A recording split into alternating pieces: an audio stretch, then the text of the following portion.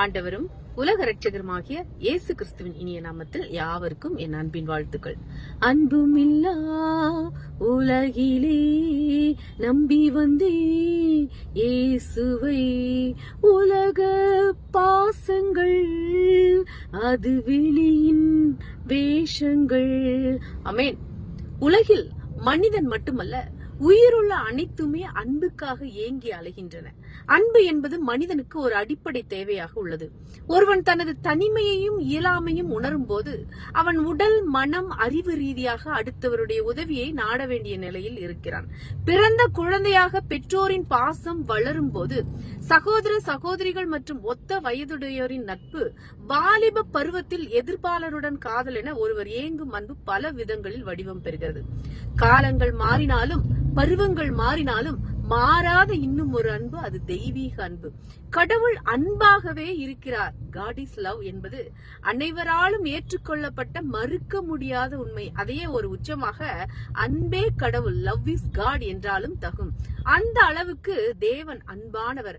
ஆனால் அன்பு என்ற தத்துவத்தை முழுமையாக புரிந்து கொள்ளாதவர்களால் தேவனையும் முழுமையாக புரிந்து கொள்ள முயலாது.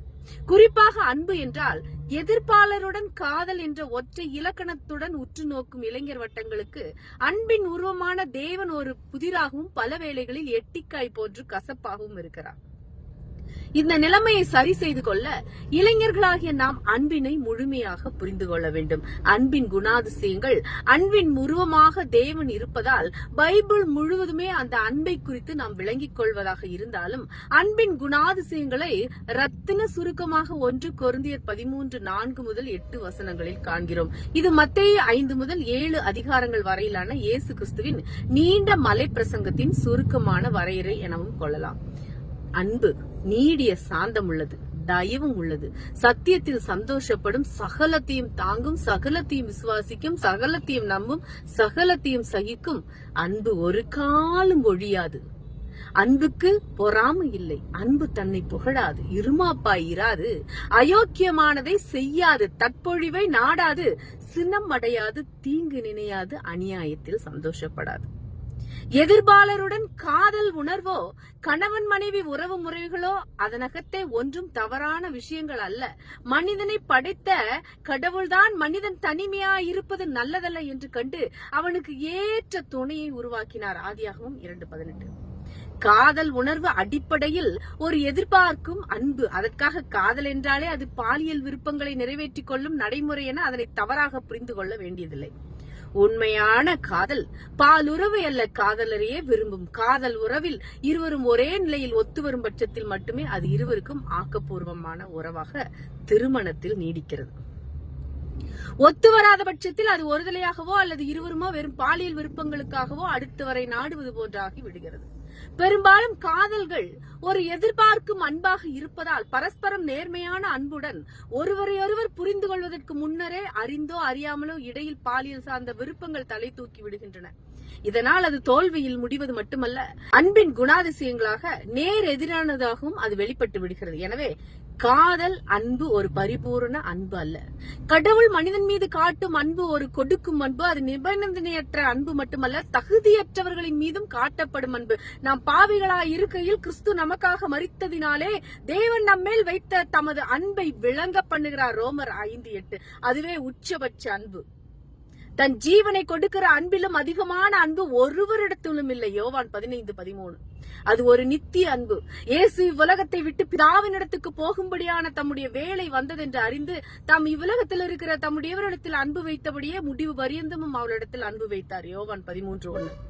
மனிதர்களின் பாவ விமோச்சனத்துக்காக சிலுவையில் மரித்த இயேசு கிறிஸ்துவை விசுவாசித்து அவரை தங்கள் மீட்பராய் ஏற்றுக்கொண்டவர்கள் அத்தனை பேரும் கடவுளின் பிள்ளைகளாகின்றனர். அவரும் அவர்களில் தங்கி அவர்களை வழி நடத்துகிறார். நான் உங்களில் அன்பா இருக்கிறது போல நீங்களும் ஒருவர் அன்பா இருக்க வேண்டும் என்பதே என்னுடைய கற்பனையா இருக்கிறது என்கிறார் இயேசு கிறிஸ்து. யோவான் 15:12. அவர் தம்முடைய ஜீவனை நமக்காக கொடுத்ததினாலே அன்பு இன்னதென்று அறிந்திருக்கிறோம். யோவான் 3:16. அந்த அன்பை புரிந்து கொண்டவர்களால் மற்றவர்களிடமும் நேர்மையாக அன்பு செலுத்த, அன்பு எதிர்பார்க்க முடியும். கள்ளம் கபடமற்ற நிறைவான அன்பாகிய தெய்வீக அன்பை அனுபவிக்க நாம் நம்மை ஒப்பு கொடுக்கும் போது பாசம், நட்பு, காதல் என்ற கட்டங்களை எல்லாம் சமநிலையுடன் கடந்து நிம்மதியாக வாழ முடியும். உண்மையான அன்பு தேவனின் அன்பு மட்டும்தான். தேவனுடைய அன்புடன் ஒப்பிடும்போது காதல் என்பதும் உண்மையான அன்பு அல்ல. மனிதர்களின் அன்பு என்பது காரணங்களை, நிபந்தனைகளை அடிப்படையாக கொண்டு உள்ளது. Conditional love. தேவனின் அன்பு நிபந்தனை அற்றது, அன்கண்டிஷனல் லவ். நாம் கருப்போ வெள்ளையோ குட்டையோ மிக உயரமோ ஏழையோ எப்படி இருப்பினும் அவர் நம்மை நேசிக்கிறார். நீங்கள் ஏன் இவர் அந்த நபரை மட்டும் காதலிக்கிறார் என்ற கேள்வி எழுப்பினால் அதற்கு பதிலாக சில காரணங்கள் இருக்கும். தோற்றம், குணம், நிறம், பணம் என ஏதோ ஒரு காரணம் இருக்கும். அந்நிய நுகத்திலே அவிசுவாசிகளுடன் பிணைக்கப்படாதிருப்பீர்களாக. இது ஒரு முக்கிய காரணம். பழைய ஏற்பாட்டில் சேத் சந்ததி தேவபுத்திரர் என்று அழைக்கப்பட்டார்கள். காயின் சந்ததி மனுஷகுமாரர் என்று அழைக்கப்பட்டார்கள். தேவபுத்திரர் மனுஷகுமாரர்களின் பெண்கள் அழகுள்ளவர்களாய் இருந்தபடியால் அவர்களை பெண் கொண்டார்கள். அதன் பின் அந்த சந்ததியின் பாவம் திரளாயிருந்ததால் தேவன் உலகத்தை ஜலப்பிரளயத்தால் அழித்தார். 2 கொரிந்தியர் 6:17-18 ஆனபடியால் நீங்கள் அவர்கள் நடுவிலிருந்து புறப்பட்டு பிரிந்து போய் அசுத்தமானவைகளை தொடாதிருங்கள் என்று கர்த்தர் சொல்லுகிறார். அப்போது நான் உங்களை ஏற்றுக்கொண்டு உங்களுக்கு பிதாவா இருப்பேன். நீங்கள் எனக்கு குமாரரும் குமார்த்திகளுமா இருப்பீர்கள் என்று சர்வ வல்லமையுள்ள கர்த்தர் சொல்லுகிறார். ஆமேன். தேவன் தாமே இந்த வார்த்தைகளின் மூலம் உங்களை ஆசீர்வதிப்பாராக. நீங்கள் ஆசீர்வதிக்கப்பட்டவர்கள். ஆமேன்.